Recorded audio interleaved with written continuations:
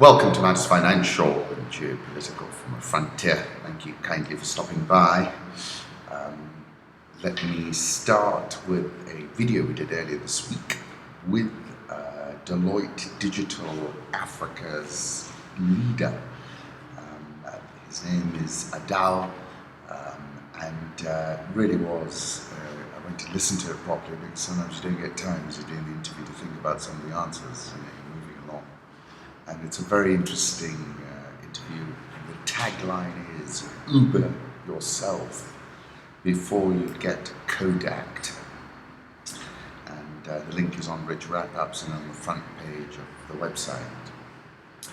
I wake up around 5 in the morning. I could hear one of our dogs, the missing dogs I told you about yesterday, barking at the gate. And it was Sahara without her collar. I surmised she'd escaped and come back home. We were all so happy. And then we left in the morning waiting on Bruno. He should have called me just now and told me he's turned up as well, looking very bedraggled and hungry. I still think the gardener took it and then thought the better of it. Paris Review, humanity has pretty much come unhinged, said Camilo Jose Sella, born on this day in 1916. I've returned to Paul Auster. If you've never read The Music of Chance, it's an extremely powerful book, very disturbing as well. When a person is lucky enough to live inside a story, to live inside an imaginary world, the pains of this world disappear. For as long as the story goes on, reality no longer exists. All men contain several men inside them, and most of us bounce from one self to another without ever knowing who we are. And finally, you can't put your feet on the ground until you've touched the sky. Political reflections. Brazil's Senate has voted to suspend President Dilma Rousseff from office. Rousseff, a one-time guerrilla fighter, now must step down and stand trial in the Senate, a process that could wrap up by September, according to the head of Brazil's largest party, PMDB.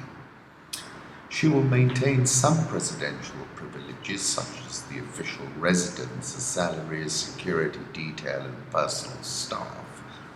Vice President Michel Temer, 75, will take over as interim president. Many expect the switch to be permanent. This was like opportunistic hybrid warfare. It took me back to a Al Jazeera inside story I did about BRICS, and I said, look, they're past their high point. And this is, I think, an example of what I would call opportunistic hybrid warfare. I think intelligence discovered the Petrobras scandal, weaponized it, and voila. The most prominent words Brazil's Dilma Rousseff used in speeches yesterday, it's a word cloud, have a look at it, it's an interesting insight. I'll put up a photograph of her. She tweeted when she was at the Conference Nacional de Políticas para as Mulheres. And then I'll put up a photograph of Brazil's new 75-year-old president and his 32-year-old wife. Padresh, who tweets from Burundi, tweeted that the US representative and others walked out of the Museveni swearing in to protest his ICC critique. Ian Bremmer is leading an article in Time magazine, Why Saudi Arabia's reform plan is bold, modern, and likely doomed. The kingdom must end its deep dependence on oil revenue and build a dynamic 21st century economy. This is a moment of high anxiety in Saudi Arabia. Oil prices are half the level the Saudi government needs in order to balance its books. And it is burning through cash reserves. Global oversupply ensures no rebound for the foreseeable future. Rival Iran is on the rise. Traditional Saudi allies, including the US, are keeping their distance. Finally, the kingdom stands on the verge of a generational change in leadership, and there's a risk of a succession fight when King Salman dies. There is nothing the Saudis need more than a comprehensive economic reform. The kingdom must end its deep dependence on oil revenue and build a dynamic 21st century economy. The current path can't be sustained much longer.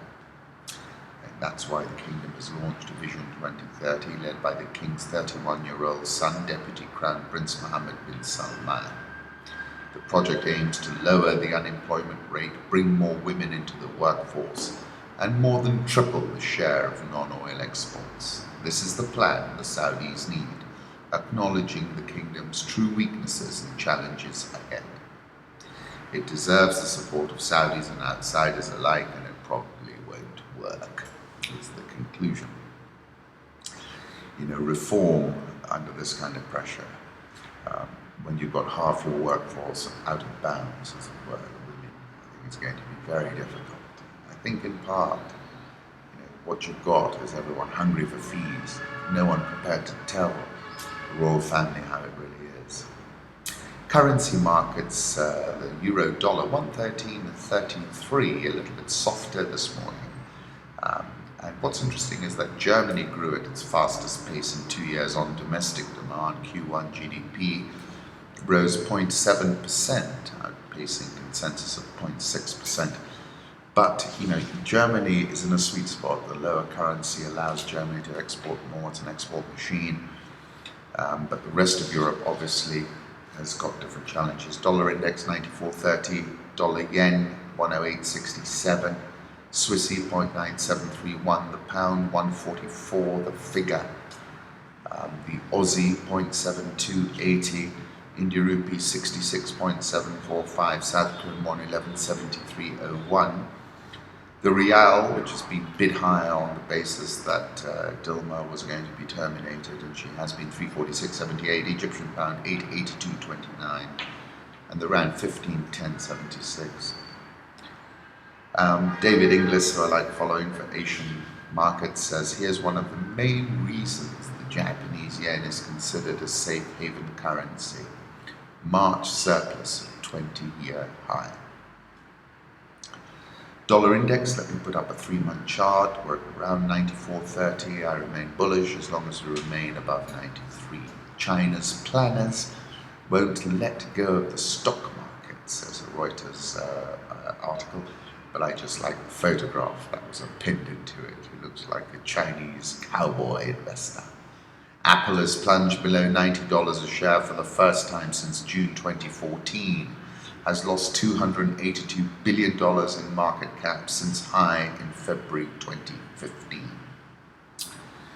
Apple versus Google market cap, thank you to Holger, and you can see Google has now overtaken Apple. Commodity markets, gold is at 1272.85. I think we're consolidating ahead of a leap over 1300. I've had to change my view on gold. Obviously, I was very bearish at the beginning of the year when we did see quite a big drop, and then we've seen a substantial rally. Crude oil, US crude oil, $46.76, slightly underwater on my Brent position, but I'm holding on, and I might add some more in a little while.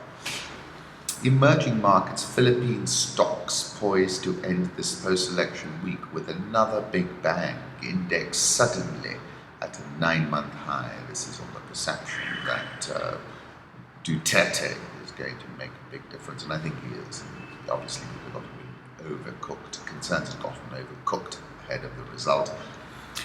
Wow! Ugandan President Museveni inspects a parade before his swearing in yesterday. The chief leaves nothing to chance. This is a photograph from the first swearing in of President Museveni in 1986 that NTV Uganda tweeted. I'll put up another photograph of him taking the oath of office and after he's sworn in.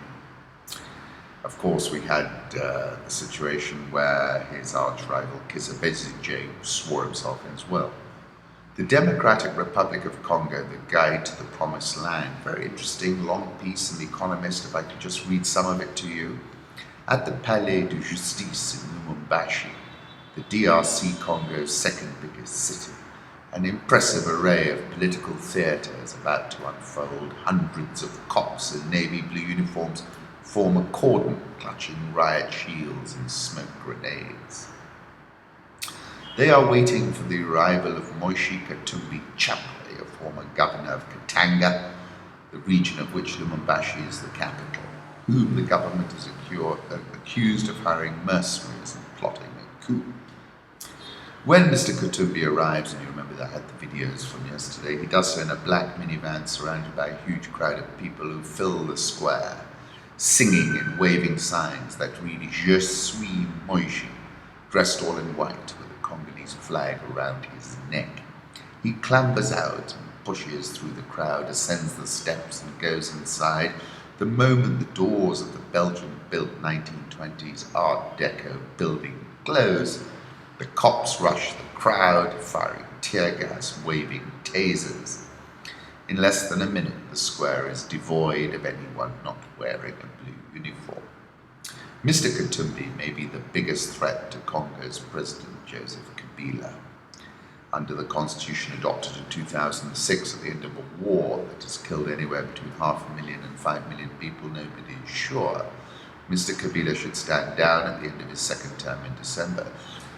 Hervé, my friend in Kinshasa, said it was a guillotine, but obviously they've tried to sidestep this guillotine. But the former guerrilla who took over as president when his father was murdered in 2001, he's largely seen as an adopted son, shows little sign of planning to do so. As a result, Congo, a country of perhaps 90 million people, 4 times the size of France, which outside its fragile eastern regions has been relatively stable for the past decade, may be plunged back into chaos.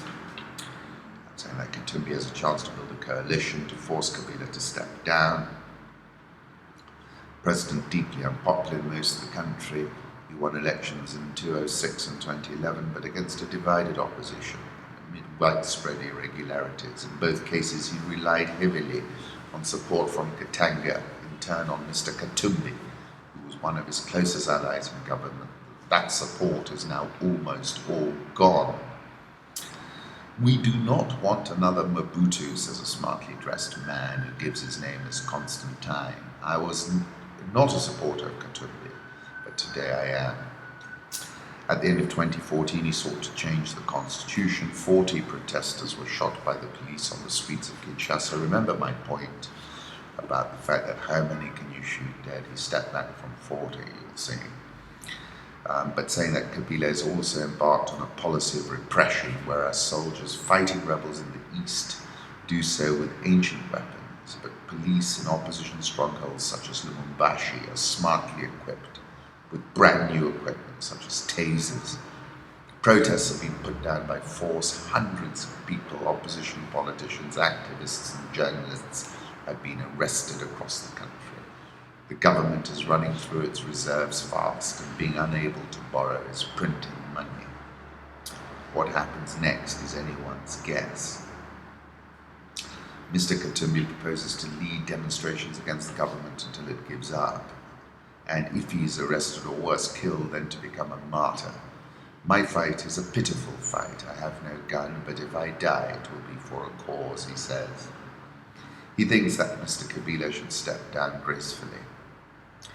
Yet others are fearful of nastier consequences. Even if he does not step down, Mr. Kabila may struggle to stay in control of much of the country. And up to my point, can he control the street? And Congo's history shows that when the president struggles, bloodshed quickly follows. Guinea-Bissau's President Vaz has sacked the Prime Minister and dissolved the government. Interesting piece in the FT across Africa, countries that until recently had little use for the IMF as a lender of last resort are swallowing their pride. Angola, whose leaders squandered billions of dollars during the go-go years of sky-high oil prices, is the latest to take the IMF shilling. Ghana signed an agreement with the fund last year. Zambia's economy crippled by low copper prices, negotiating a similar deal. Zimbabwe is a slightly different case. Then going back to the 1980s, talking about structural adjustment programs. The last great Fela Kuti, the last great and never mealy-mouthed Nigerian musician, sang that the SAP spelled suck African people, suck them dry. Now more difficult times have returned, commodity prices have slumped, capital markets are in a less generous mood, drought has hit several countries in southern Africa. And saying that essentially all these countries have turned to the IMF outside Nigeria, where President Buhari retains a visceral hatred for the fund. But he's going to have to buckle as well.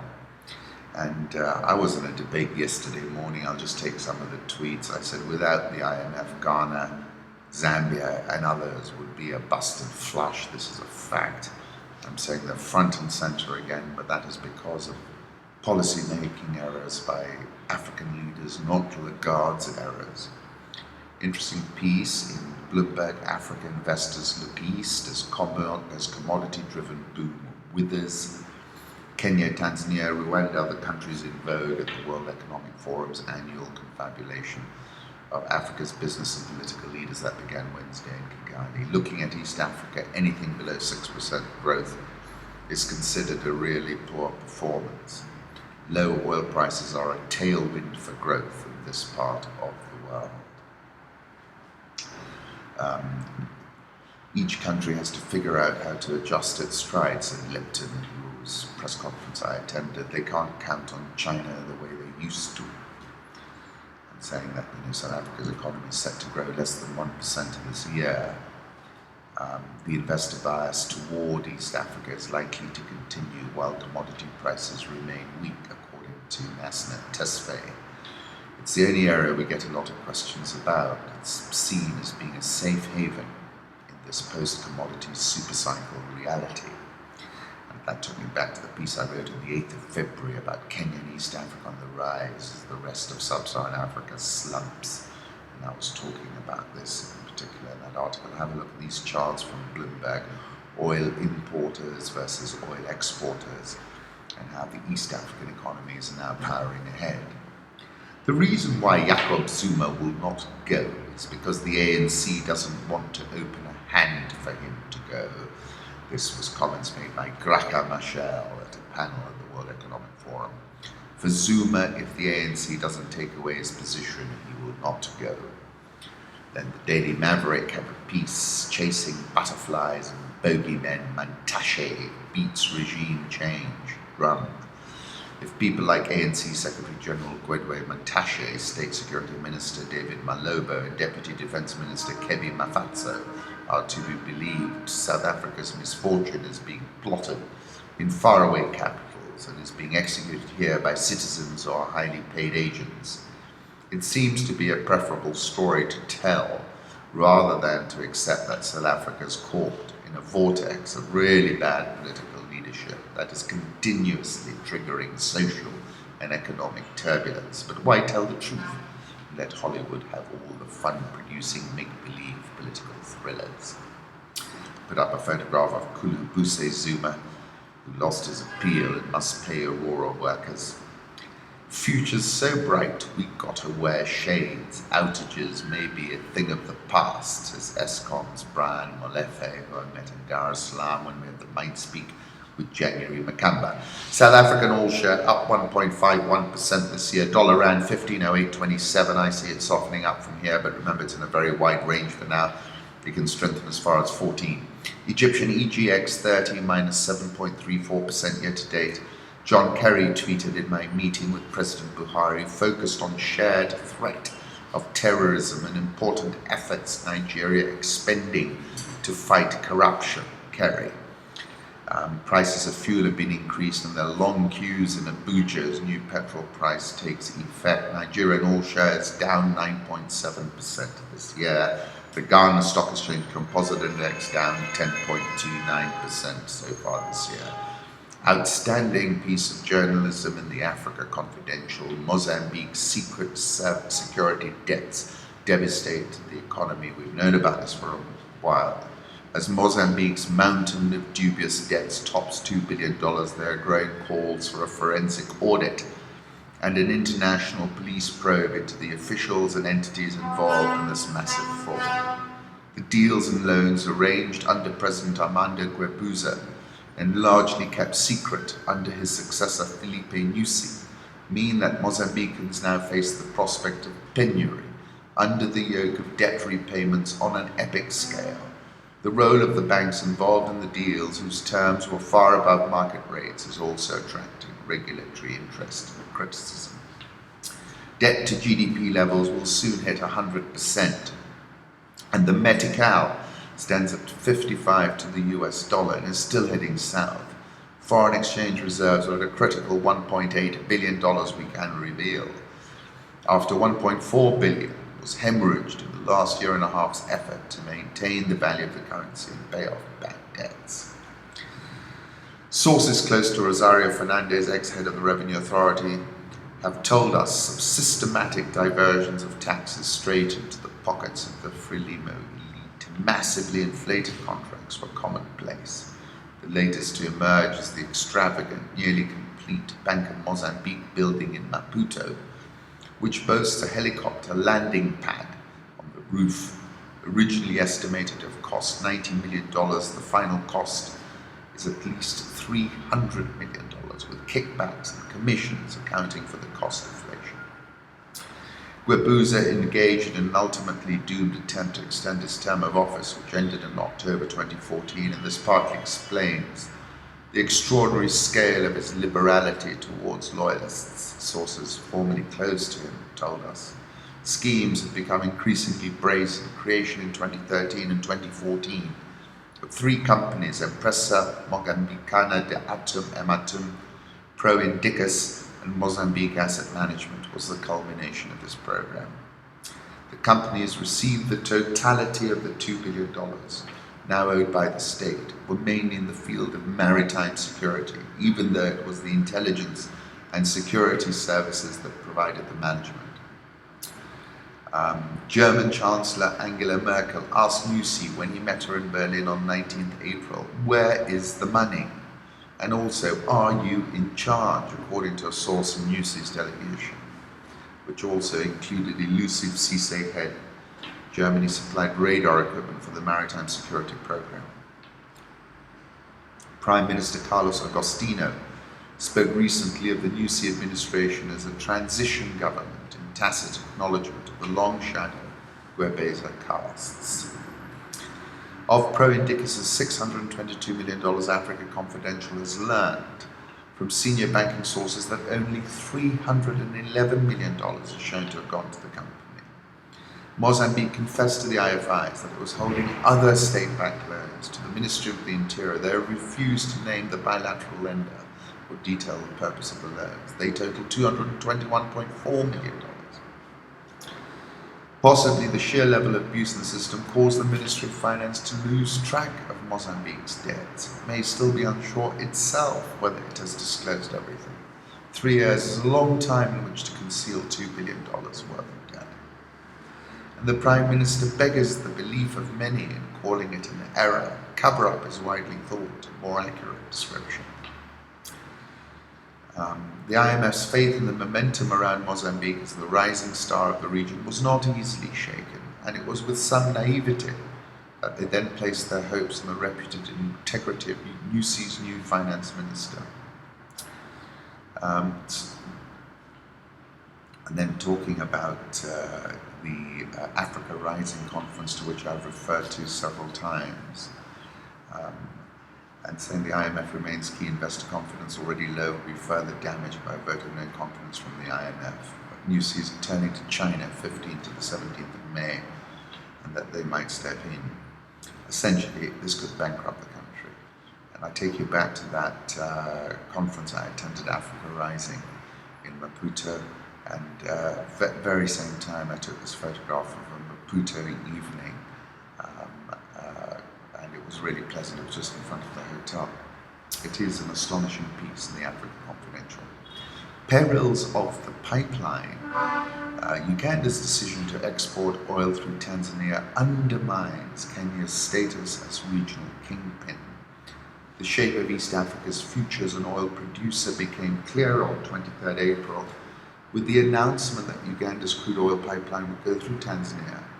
The move alters the political balance of the whole region and has left Kenya with some catching up to do. The preferred route until the second half of last year, Kenya now has a considerably less viable oil field and a damaged reputation as the heartbeat of East African integration. Very hard-hitting. Kenya to jail bank officials guilty of wrongdoing after failures. If people did the wrong things, they should be held accountable. This is Governor Patrick Njoroge. We are going to take them to a court of law, put them behind bars. It is essential for people to understand that banking is not shopkeeping. It's not like a fruit seller on a corner. You get deposits from the population in trust. You have a fiduciary responsibility to discharge. There was a reset in thinking of how the sector is organized, how it delivers value. He said Kenya has just gone through that reset. It's done because we are now in the new normal. Our aspiration is to become better than Dubai without the tower. We are thinking Singapore, we're thinking any other financial center in the world. I wrote a series of articles on the situation. 6th May, Chase Bank reopening. 25th April, KCB Group cuts to the chase when they were announced that they were going to be the receiver. 18th April, I wrote a piece, Chase Bank and the story of the three wise monkeys, Mizaru, Kikazaru, and Iwazaru. 11th April, core banking system is sound. More Kenyans on the Panama Papers list. If you didn't see the comments that David Lipton made in Nairobi at that press conference I attended about the Eurobond, please have a look at it. He said, I have to say, the accounting that has been presented to the IMF is proper. Kenya debt is in a safe zone, is another comment he made. The Kenya shilling is at 100.50, 9-month highs. Nairobi all shares up 0.51% this year. NSE 20 down 2.9% this year. I like this photograph, Thika Superhighway, taken at night. And that took me back to a piece I wrote in February 2012, my extraordinary experience at the Norfolk Fairmont. We are not going as far as that, only 2 days' journey in the ox cart to a bit of El Dorado. My father had been fortunate enough to buy in the bar of the Norfolk Hotel from a man wearing an old Etonian tie. So says Alfred Huxley's The Flame Trees of Thika, which is a beautiful and a lyrical book. I'll put up a photograph I took of the road to Thika, and then continue. Fortunes are being made already out at Kiambu. You've only got to look at the place to see how well everything grows. The trouble is to keep the vegetation down. Wonderfully healthy climate, splendid neighbours, magnificent sport, thousands of years of untapped fertility locked up in the soil. I congratulate you, my dear fellow, I really do. You've been lucky to get this opportunity.